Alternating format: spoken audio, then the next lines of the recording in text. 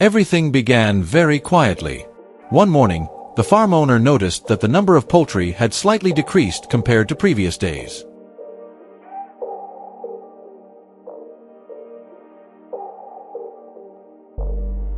There were no clear signs of disturbance, no loud noises during the night, just small losses repeating over time.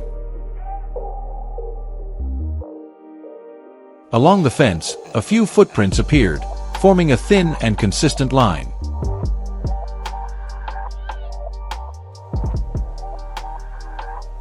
At first, these details were easy to overlook because they were not very obvious, but as they continued to repeat over many consecutive nights, attention began to increase.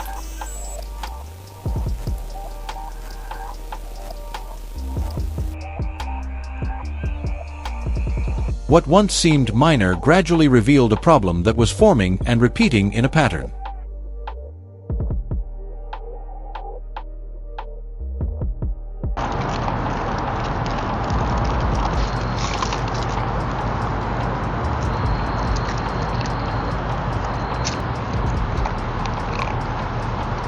As this situation continued, closer observation showed that the appearance of the coyote was no longer random.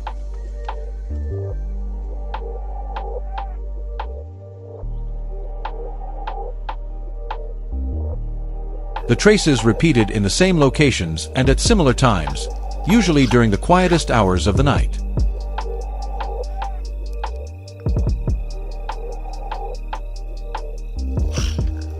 Cameras recorded images of a coyote moving quickly, low to the ground, and almost silently before disappearing into the darkness. The cause of this appearance came from changes in its natural habitat. When natural food sources decline, they move closer to human areas to take advantage of easily accessible food such as poultry, small animals, or leftovers. Once a stable source is found, they return repeatedly based on established habits.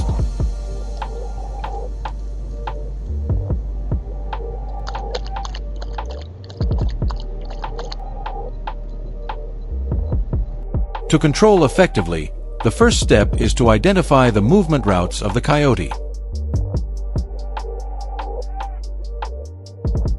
They do not move randomly but usually follow familiar paths such as forest edges, fences, or unnoticed trails. These routes help them stay hidden and move safely in human environments.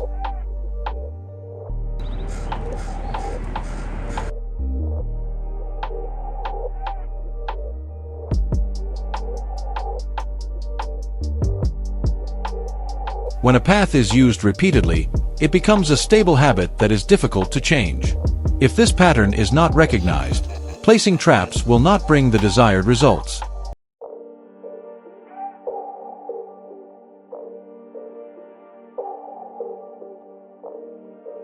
Careful observation of repeated signs helps identify the exact areas that require intervention.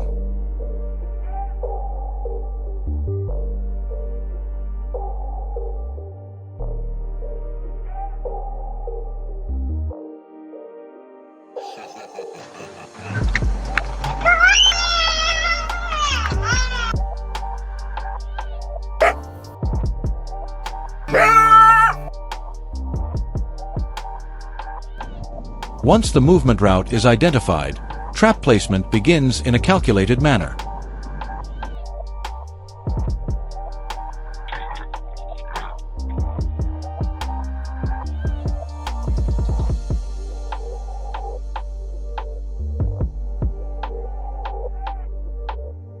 The trap must be placed directly along the coyote's path, rather than in open or easily noticeable areas.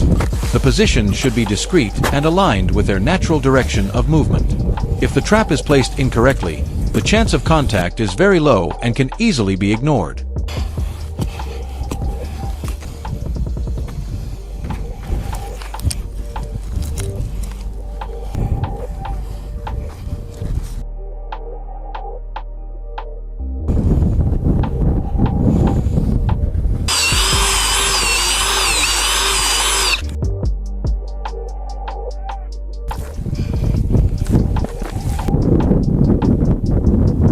Maintaining the surrounding environment unchanged is also important, as coyotes can detect even small changes in familiar spaces.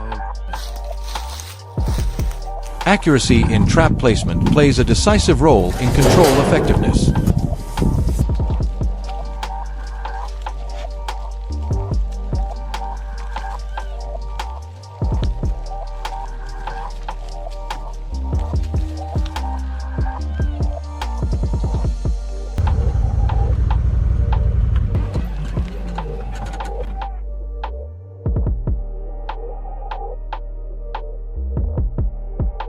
After the trap is placed in the correct position, bait is used to increase attraction.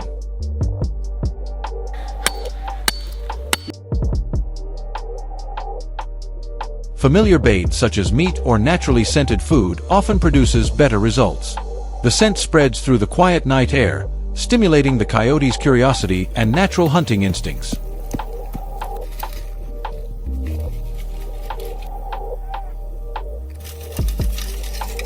After setting the trap, the area must be left unchanged to avoid raising suspicion. Waiting is a crucial step, as coyotes tend to return based on habit and will not approach immediately if they detect anything unusual.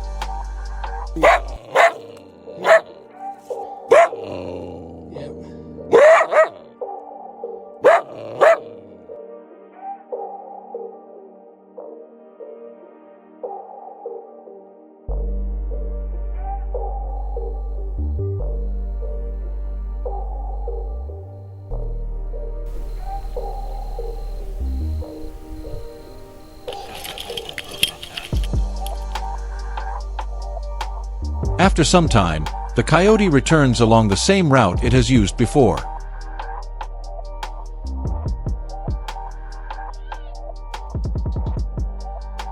It moves cautiously, often stopping to observe and check its surroundings before getting closer. The scent of the bait draws its attention and keeps it in the area longer than usual.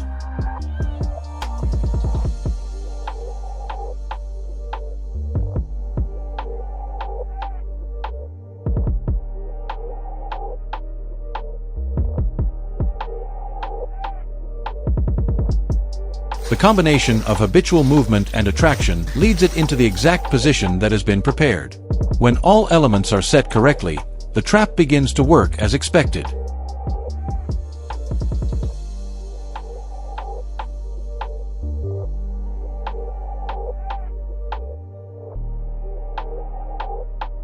This is the result of careful observation and preparation, not chance.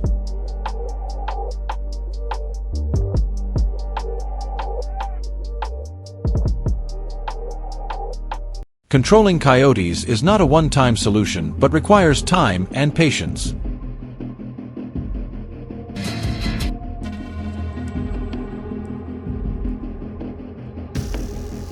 When behavior is properly understood and suitable trap placement is applied, effectiveness gradually improves over time.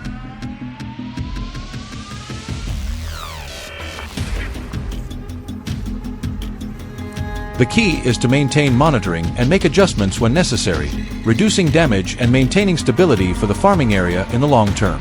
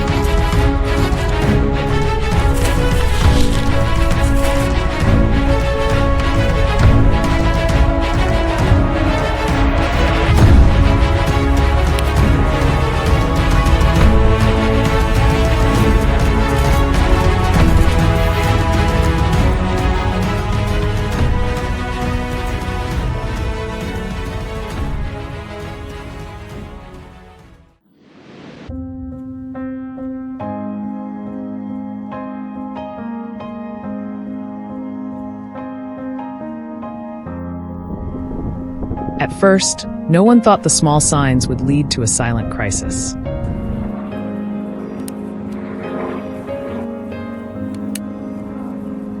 Just a few disturbances on the ground, a few animals disappearing in the night. Everything was easy to overlook.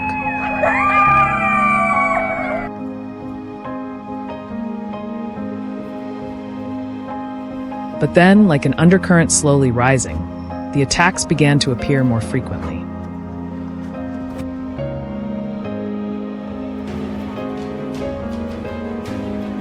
Pens were broken, overlapping tracks formed invisible paths, and after only a few nights, the damage was enough to shake any farm.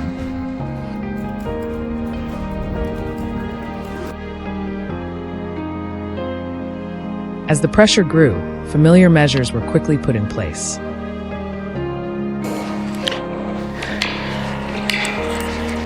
Fences were raised higher, nets were tightened, lights and alarm systems were installed everywhere.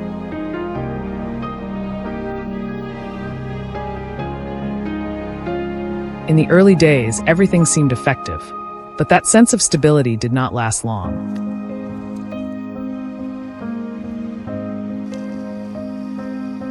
The intruders adapted faster than expected, changing their approach, even using the very defenses to find new ways in. The confrontation gradually shifted from reaction to strategy.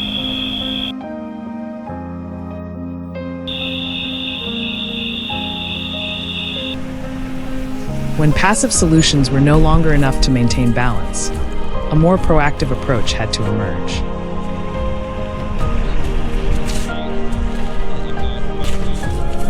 Direct control through traps, a method that always comes with controversy.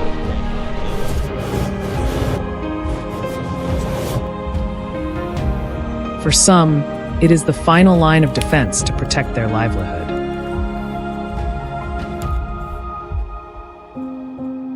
For others, it is a boundary that must be carefully considered from an ethical perspective.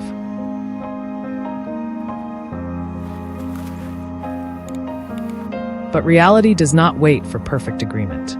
As the damage continues to rise, action becomes the only option.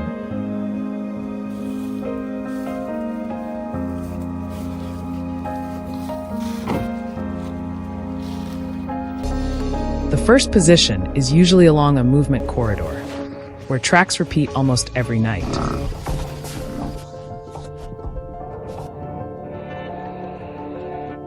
It could be the edge of a forest bordering farmland, or a small dirt path leading to a water source.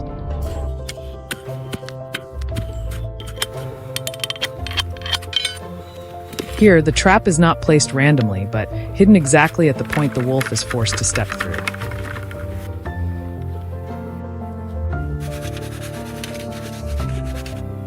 A seemingly unconscious step, yet it is the intersection of an entire chain of prior observations.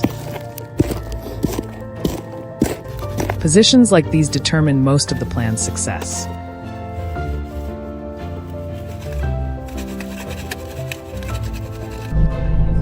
The second position is completely different, located near areas where prey has been attacked before.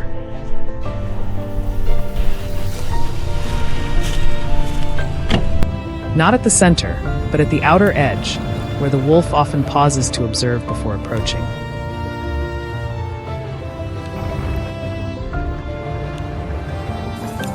This is a sensitive zone, requiring a high level of precision. The trap is set low, concealed, and nearly blends into the ground, while the scent is just enough to maintain curiosity without signaling danger.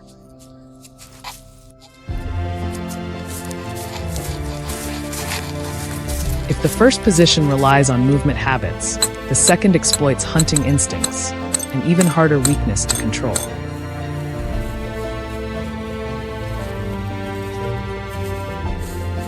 Safety is not just a principle, but a requirement.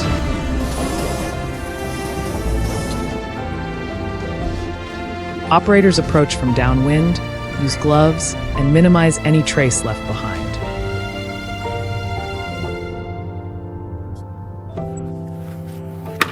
After the trap is triggered, inspections are carried out strictly according to protocol.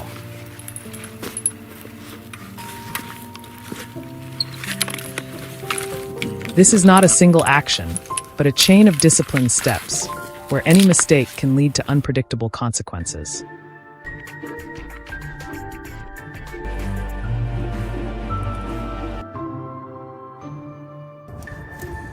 Over time, these efforts begin to show clear results. Attacks gradually decrease, the pace of disruption slows, and areas once repeatedly invaded begin to stabilize.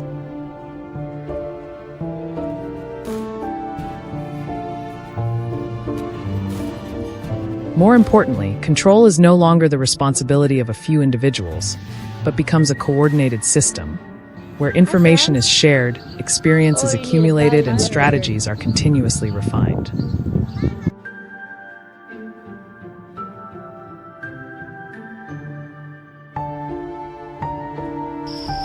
In many major cities around the world, such models have been implemented for years.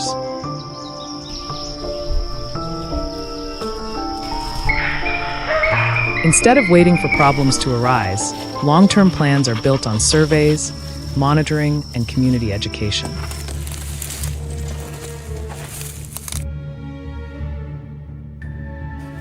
After all, wildlife is not the enemy. They are simply adapting to the changes created by humans. And within that adaptation, a larger question emerges.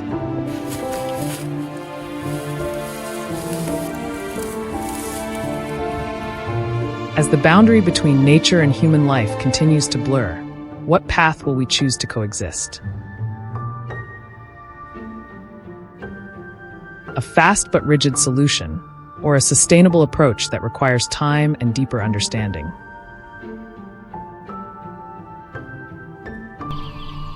Perhaps the answer does not lie in the trap itself, but in how we perceive our role within the ecosystem. Because in the end, this space does not belong to humans alone. It is where two worlds are learning to exist side by side.